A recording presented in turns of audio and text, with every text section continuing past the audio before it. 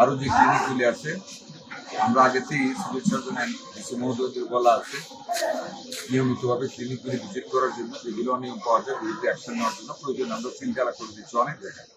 এবং গতকাল আমি বেদরগঞ্জে গিয়েছিলাম, ওখানে আমরা দুটো ক্লিনিককে বন্ধ করে আসছি। এখানেও বন্ধ হবে। কাগজপত্রগুলি আরও দেখতে হবে, কিছু কাগজ তারা জমা দিচ্ছে। 1 মাস হয়েছে, কয়টা এক্সপায়ার হয়েছে, একটা 1 বছর হয়েছে, এগুলো খতিয়ে দেখতেছি। প্রত্যেকটা বিরুদ্ধে অ্যাকশন নেওয়া হবে। এখানে ডাক্তার দেওয়া হবে ইনশাল্লাহ। আমি গিয়ে ডাক্তারের ব্যবস্থা করবো। কলেরা রোগী এখানে অনেক বেশি, স্যালেন একটু প্রচল আছে। আমি ঢাকায় যোগাযোগ করেছি এইচও মহোদয়ের সামনে, আগামীকাল সরকারের লোক যাবেন, কলেরা স্যালেন যা লাগে এখানে নিয়ে আসবে, আগামীকালই পেয়ে যাবে।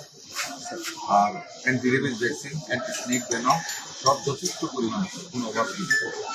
বিল্ডিংটা দেখে গেলাম, যেহেতু উন্নত করার যেগুলি প্রস্তাব দেওয়া যে আপনারা দেখাই যে প্ল্যান করে আছে, আমি যে প্রকৌশল ডিপার্টমেন্টের সাথে আলাপ করবো, এগুলো ঠিক করার চেষ্টা করবো ইনশাল্লাহ।